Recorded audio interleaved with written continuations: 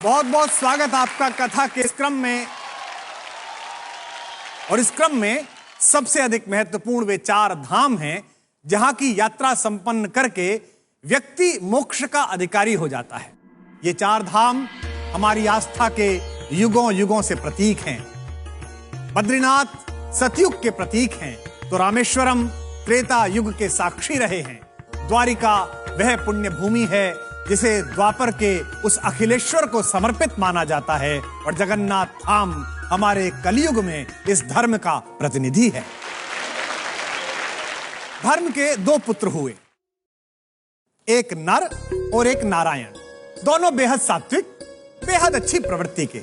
एक दिन लाड़ से उमगी हुई उनकी माता ने प्रसन्न होकर उन दोनों बच्चों से कहा कि तुम मेरे दोनों पुत्र अत्यंत मर्यादित और बहुत अच्छे संस्कार के हो।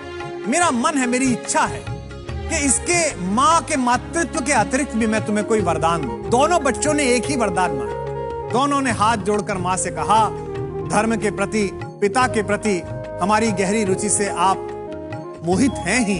माता, आप हम दोनों को तपस्वी होने का वरदान दीजिए। मां हैरान हो गई, क्योंकि जिन पुत्रों से इतना अधिक मोह था, जितना अधिक स्नेह है, जितना लाड़ है, अगर उन्हें तपस्वी होने का वरदान देती है तो वे तपस्या के लिए परिवार को, घर को छोड़कर चले जाएंगे। लेकिन वचनबद्ध माता ने अंततः पुत्रों के मोह को पीछे करके अपने वचन की पालना की और दोनों पुत्रों को परम तपस्वी, परम तेजवान होने का वरदान दिया। अपनी मां से मनचाहा वरदान प्राप्त करने के बाद नर और नारायण घर परिवार की देहरी को त्याग अपने संकल्पों को हिमालय जैसी ऊंचाई देने के लिए पर्वतों के उस प्रदेश में पहुंचे जहां उन्होंने कठिन तपस्या आरंभ कर दी। बद्रीनाथ वही पवित्र भूमि है जहां धर्म के उन यशस्वी पुत्रों ने सहस्रों वर्षों तक घोर तप किया है। जिस पर्वत पर नर ने तपस्या की वे इतिहास के शिलालेख पर नर पर्वत के नाम से अंकित हुआ, और जिस पर्वत पर नारायण ने तपस्या की उसे आज भी हम नारायण पर्वत कहकर प्रणाम करते हैं। आइए अब बढ़ते हैं दूसरे धाम की ओर, यानी कि त्रेता युग का प्रतीक, भगवान की पुण्य लीलाओं का साक्षी वह रामेश्वर तट, जहां अनाचार के विरुद्ध एक तपस्वी के युद्ध का ऐसा उद्घोष हुआ कि विश्व आज भी उस आतताई के खिलाफ भगवान की उस भूमिका को दशहरा और दिवाली के रूप में मनाता है। अपने समय के सबसे अधिक पराक्रमी, बुद्धिमान, तेजस्वी और वंश परंपरा के समस्त गुणों के साथ अभिषिक्त होने वाले अपराधी रावण का वध करने के लिए भगवान मर्यादा पुरुषोत्तम श्री राम ने इसी स्थान पर शिवलिंग की स्थापना की थी। प्रभु ने श्री राम को विजय का आशीर्वाद दिया था और भगवान शंकर इस दुनिया में सत्य के लिए संघर्ष कर रहे हर संकल्प को सहारा देने की अवधारणा तब से लेकर आज तक दोहरा रहे हैं। आइए अब प्रस्थान करते हैं द्वारिका धाम की ओर। भूमि का वो पवित्र पावन हिस्सा जहां भगवान ने अपने सहकारी रूप को प्रकट किया और उसे राजधानी बनाया। कहते हैं कि भगवान श्री कृष्ण के आदेश पर महान महारथी वास्तुशिल्पी विश्वकर्मा ने द्वारिका को बनाया था, और उसी द्वारिकापुरी में अपने शासन के कारण माखन चोर द्वारिकाधीश कहलाए। भगवान की राजधानी के बाद कथा के अंतिम पड़ाव में चलते हैं इस जग के नाथ स्वामी जगन्नाथ जी के धाम की ओर। इसे लेकर भी बड़ी रोचक कथा है। एक बार इंद्रद्युम्न नामक एक राजा के स्वप्न में भगवान श्री कृष्ण आए और उन्होंने कहा कि एक बड़े पेड़ के तने में मेरा विग्रह बनवाओ और इसे किसी सुंदर मंदिर में स्थापित करो। श्री कृष्ण तो स्वप्न में आग्रह करके चले गए, पर राजा की नींद उड़ गई। उसे पूरे भारत में ऐसा कोई मूर्तिकार नहीं मिला कि जैसी मूर्ति उसने स्वप्न में देखी थी ऐसी निकाल सके। एक दिन राजा के द्वार पर एक बूढ़ा मूर्तिकार आया और उसने कहा, मैं ये काम करने के लिए तत्पर हूं, किंतु मेरी एक शर्त है। मैं प्रतिमा का निर्माण एक बंद कक्ष में करूंगा और प्रतिमा का निर्माण पूर्ण होने से पहले उस कक्ष का दरवाजा अगर किसी व्यक्ति ने खोला तो काम जहां पर है मैं वहीं पर रोक दूंगा। काम शुरू होने लगा।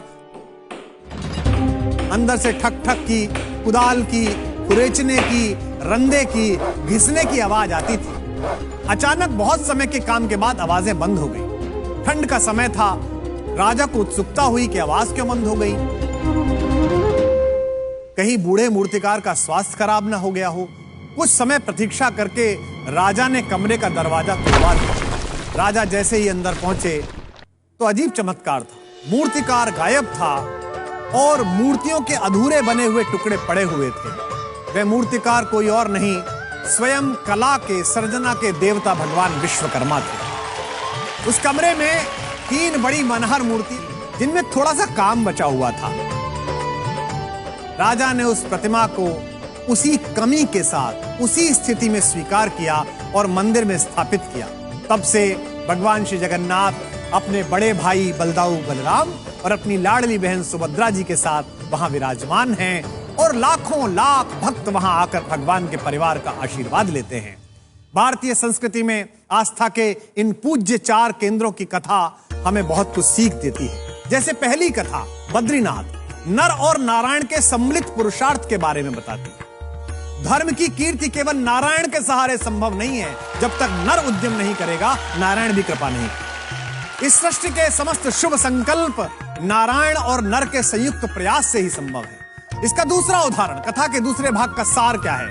जगन्नाथ धाम की कथा यह बताती है कि जब तक संभव हो, सत्ता को किसी भी शिल्पकार पर अपनी शर्तें थोपने की बजाय उसकी शर्तों को स्वीकार कर लेना चाहिए। जब जब हस्तक्षेप हुआ, कला की प्रतिमाएं अधूरी रह गई।